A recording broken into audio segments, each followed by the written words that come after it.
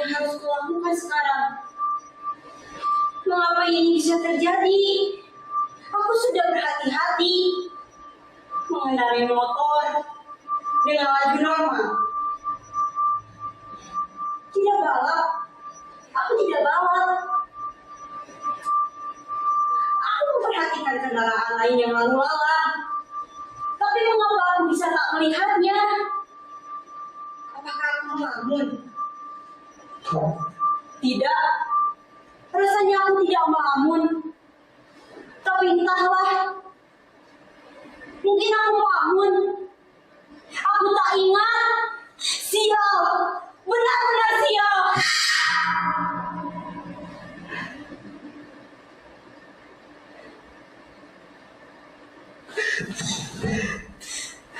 Bagaimana kalau tuan dan nyonyanya mulai mencarinya? Bagaimana kalau ada orang yang melihatku melakukannya?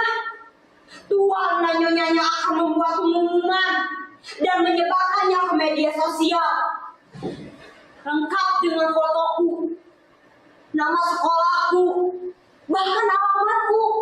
Netizen akan menghujatku, menyebarkan fotoku, foto sekolahku, foto ibu, bapak, kawan-kawanku, semuanya. Habislah aku. Habis. Oh, bagaimana ini? Apa yang harus aku lakukan? Tenang, Ambina. Tenang. Tenanglah. Tarik nafas. Hembuskan. Tarik nafas. Hembuskan. Ya, aku harus tenang. Aku tidak sengaja melakukannya. Sungguh, tak sengaja. Kalian percaya aku kan? Kalian harus percaya padaku. Tuhan dan Nyonya juga harus percaya padaku.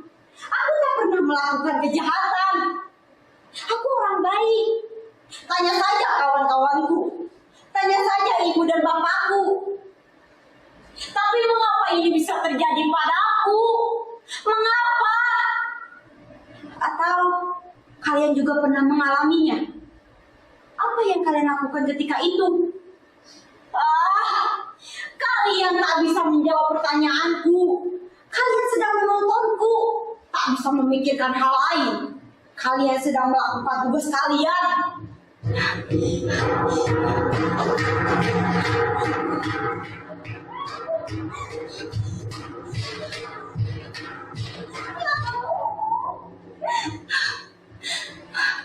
Amina, apa yang kau lakukan?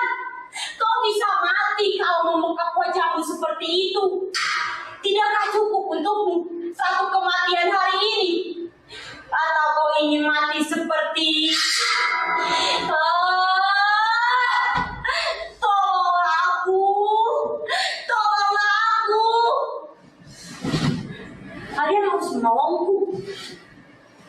Pada siapa lagi aku harus meminta pertolongan? Pada siapa?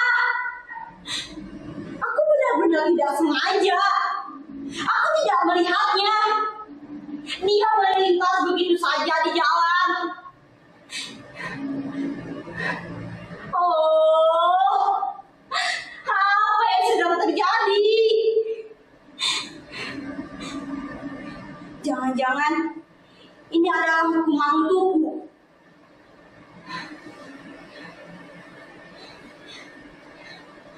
Aku baru saja pulang setelah mengerjakan tugas dengan kawan-kawan. Kami mengerjakan tugas, ngobrol, makan, lalu pulang. Aku makan sambil lihat telepon seluler. Dan makananku tidak habis. Tersisa. Aku sudah kenyang. Apa ini hukuman untukku?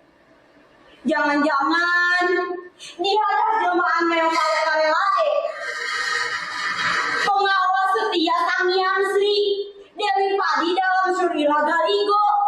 Aku pernah baca kisahnya. Kisah masa lampau yang mengajarkan untuk menghargai makanan dan minuman. Aku tidak menghargai makanan. Ya, ini hukuman untukku. Hukuman atas perbuatanku yang sering tidak menghargai makanan.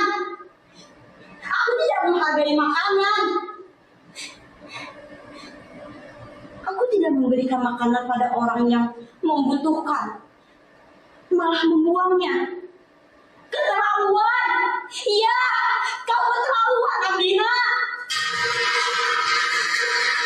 Apakah kau jemaah yang follow rela?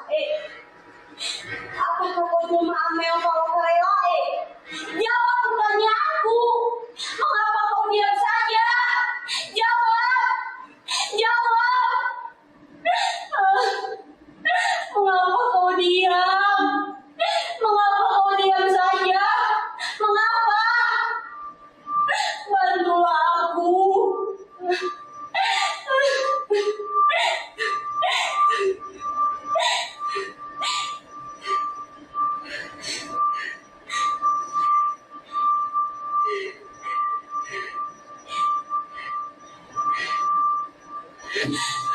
Benar.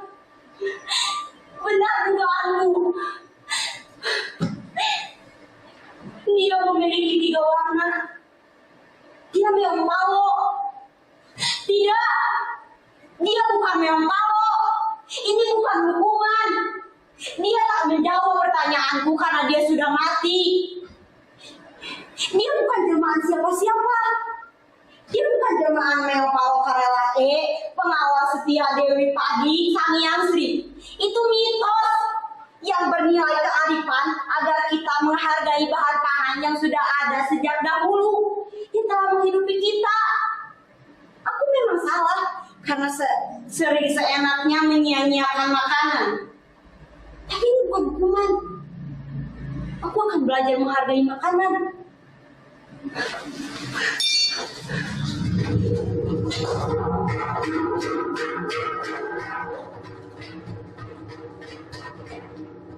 Nah, ini yang aku butuhkan. Jadi, dia telah dipelihara oleh orang-orang Mesir sejak tahun 4000 sebelum Masehi untuk menjaga bahan pangan dari jarahan tikus. Dia dianggap sebagai jelmaan Dewi Bastet, bahkan diperlakukan layaknya manusia. Siapapun yang membunuhnya akan menerima balasan dibunuh juga. Hah? Apa?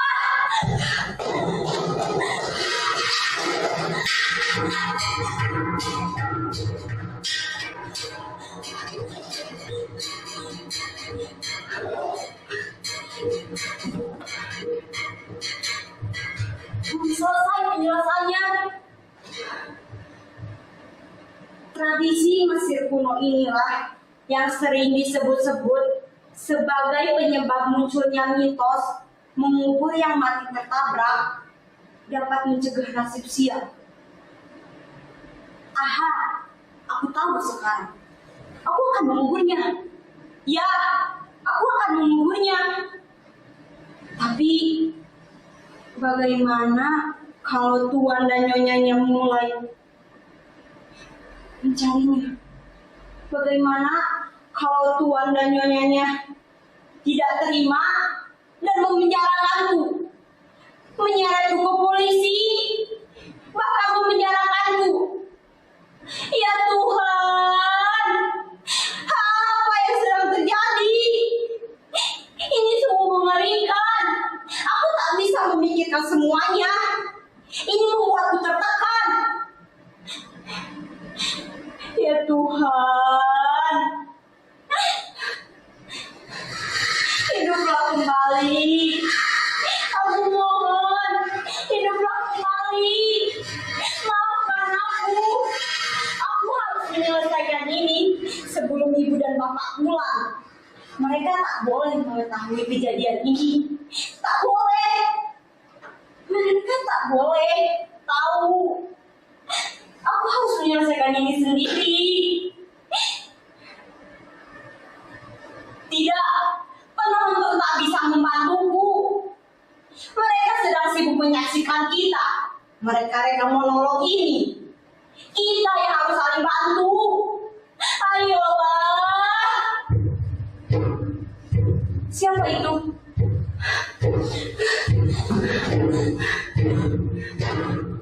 Jangan-jangan tuan dan nyonyanya telah tahu bahwa dia mati dan tahu bahwa akulah penyebabnya.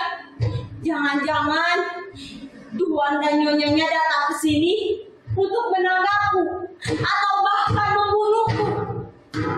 Bisa jadi yang datang adalah suruhan tuan dan nyonyanya yang bertugas untuk membunuhku. Iya, membunuhku. Jangan tangkap aku. Aku mohon, aku tidak sengaja. Sungguh, tidak sengaja. Aku tidak melihatnya. Dia melintas begitu saja di jalan. Aku mohon, jangan tangkap aku. Aku mohon, jangan bunuh aku. Aku tidak sengaja. Percayalah padaku. Aku masih ingin hidup. Aku tidak sengaja. Demi Tuhan, aku tidak sengaja. Apa yang harus aku lakukan agar kau mau memaafkanku? Katakan saja. Aku akan lakukan.